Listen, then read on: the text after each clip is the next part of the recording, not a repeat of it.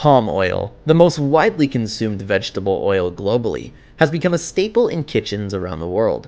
But what exactly is palm oil, and how does it go from the palm tree to your pantry? Let's find out. Where does palm oil come from? As the name suggests, palm oil is a vegetable oil extracted from the fruit of the oil palm tree. Originating from the west coast of Africa, the most commonly cultivated oil palm variety is the Elias guineacis jacques, also known as the African palm.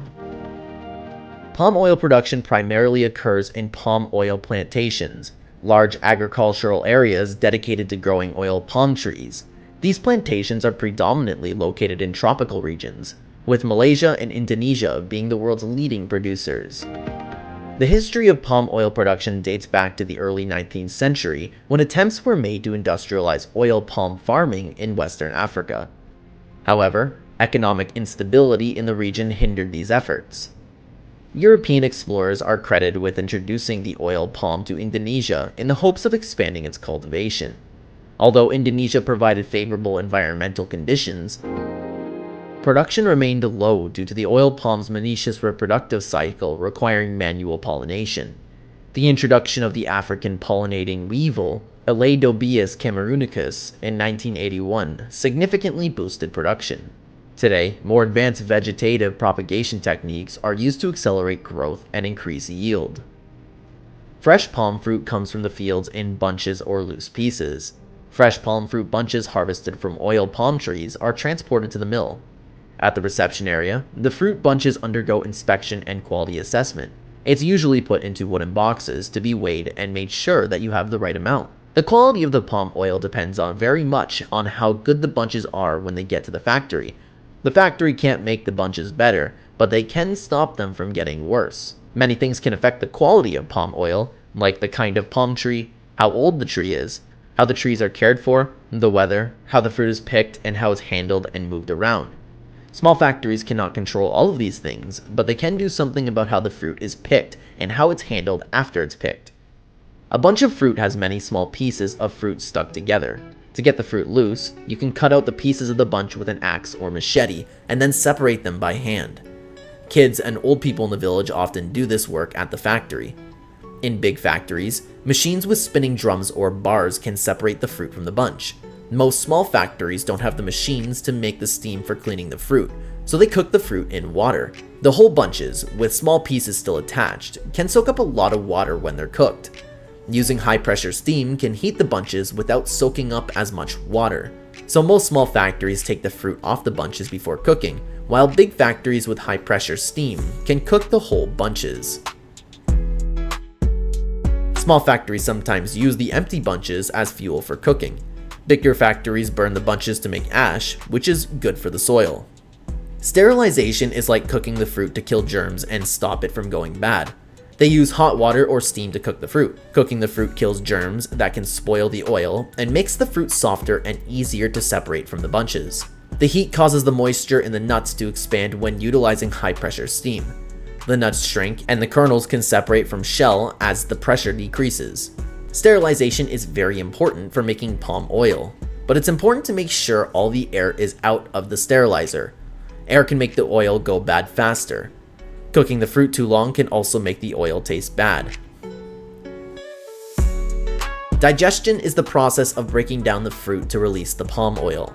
A digester is a machine that uses steam to heat a cylinder with a spinning shaft that has paddles. The paddles pound the fruit, which helps it to break down the oil cells and make the oil flow more easily. Many small factories don't have good enough digesters to keep the fruit hot enough during this process.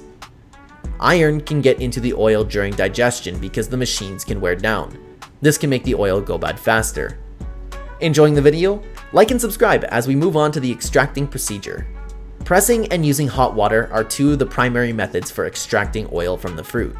Using a press, the oil is extracted from the fruit in the pressing procedure. Although presses come in a wide variety of types, they always function similarly. Presses can be used to continually process huge volumes of fruit or little amounts at a time. Fruit is placed inside a metal cage and compressed by a metal plunger in batch presses. A motor or the hand can be used to move the plunger. While some presses employ a hydraulic system, others use a screw thread to move the plunger. Although hydraulic systems have greater pressure, they can be hazardous if fruit or oil gets into the hydraulic fluid. The screw thread used in spindle presses is secured with nuts. Despite being simpler and less expensive to replace, the nuts deteriorate more quickly than the screw. The size of the cage can vary, but it's usually around 15 kilograms. The pressure should be increased slowly to let the oil escape. If the fruit is too deep in the cage, some oil can get trapped. To prevent this, heavy plates can be put into the fruit. The size of the cage and the time it takes to fill, press, and unload each batch determine how quickly a batch press operates. Powerful presses outperform manual presses, while hydraulic presses outperform spindle presses in terms of speed. Utilizing certain manual pushes can be quite taxing and difficult. Older press types are frequently replaced with screw presses of the modern day. These presses use a screw that passes through the center of a cylindrical cage that is punctured. The screw forces the fruit through the cage while the holes allow the oil to be forced out. They are able to extract more oil from the fruit by using these presses to crack open any oil cells that remained closed during the digestive process.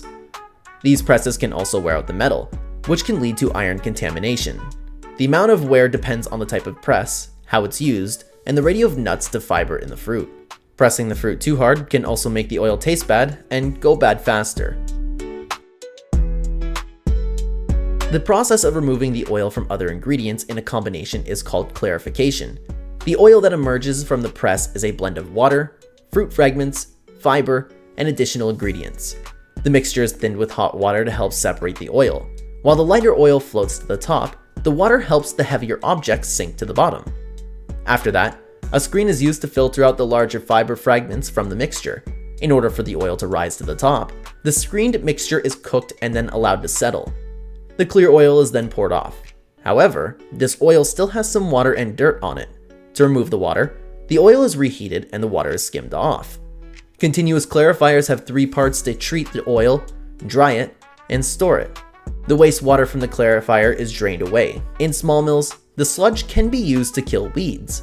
A vital stage in turning crude palm oil into product fit for numerous uses is the refinery process. Following the milling procedure, a crude oil goes through multiple purifying stages.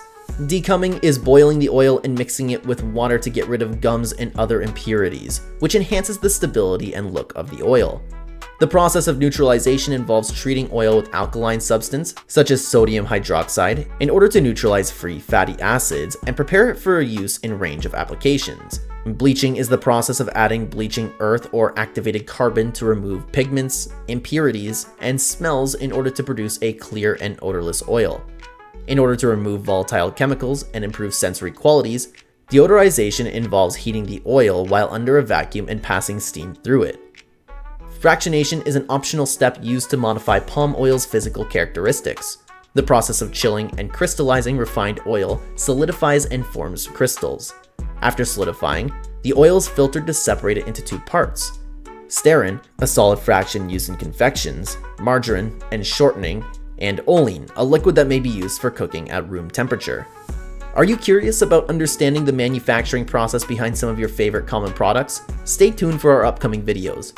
For more educational videos about food production and sustainability, please subscribe to our channel. Remember to like and share this video to help in the awareness raising process. Thank you for watching.